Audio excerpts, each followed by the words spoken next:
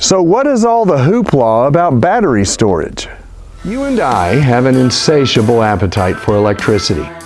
Come with me and we'll look at the issues relative to wind farms and the communities that they serve. This is the Windfarm Guy. Hi, this is Dennis Stout, and thank you for joining me for this episode of the Windfarm Guy. We have entered a new age in energy generation. The legacy formula for keeping the grid alive and well is changing, and utilities, customers, and communities know it. The shift toward renewable energy like wind and solar has been happening for decades, but the pace increased sharply with the expansion of tax credits and increased public demand. This trend introduced both new opportunities and challenges, which continue to evolve with the market and the inevitable growing pains of new technology. So what's next? Well, for wind, the status of the PTC, the production tax credit, holds center stage. The uncertainty over whether it will end or continue impacts interest in either developing now, delaying, or pressing pause. Fortunately, there are often safe harbor opportunities that organizations can pursue, but politics will impact the future of this and related programs. But in terms of tech, the challenges involve long-term quality in the build decisions. It is essential to put the right turbine in the right place to maximize performance, minimize cost, and stretch the operating life of the equipment as far as possible. It's a complex system that requires a lot of non-linear analysis to get the design right, especially as turbines continue to increase in size and scale. And that's not only in designing the turbine, but also at the wind farm level to optimize power production of the entire wind farm. The grid has its own hurdles to address, as recent events like the fires in California highlight.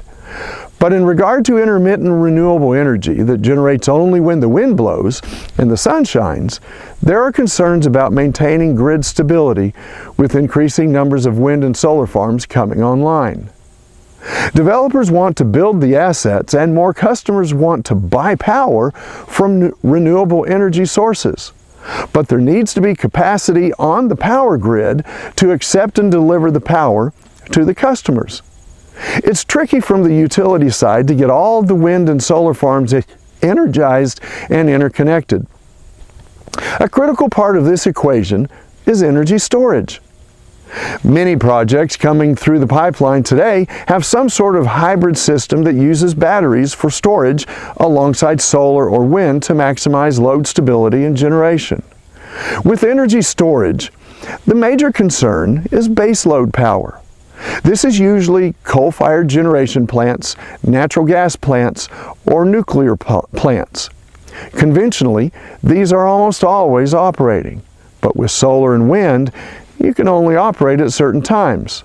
For wind, it has to be windy for it to generate electricity. The same with solar. It has to be sunny outside to work. During those times, say nighttime, when people are at home using their electricity by watching TV and turning on all the lights, we need a way to counter the lack of energy generation from solar. A current leading idea is to charge battery storage during the day, then discharge it to the grid at night. This way, energy generation is happening 24 hours a day. As battery storage evolves, solar and wind remain very complementary technologies. Many developers are starting to build hybrid power plants with wind and solar and storage. Solar does great during the day, but obviously there's no sun at night. Wind may offer consistent performance at night and might be a bit more turbulent and inconsistent during the day. Storage fills in the gaps between the two. With all three combined, it may be possible to have a well-rounded product for power production. If you like what I've said today, be sure and click like and subscribe below. If you have thoughts or want me to address a particular topic relative to wind farms, please also leave me a comment. With larger turbines, like this one that's still under construction, and advancing technology, wind companies are able to target regions previously considered unfavorable due to lower wind speeds. For wind energy storage, the evolution of technology will likely lead to larger capacities, longer life cycles, and lower degradation. And that's a great thing. This is Dennis Stout, and I'm the Windfarm Guy. Thank you for watching. Working together, we can make good energy decisions and save our planet. I am the Windfarm Guy.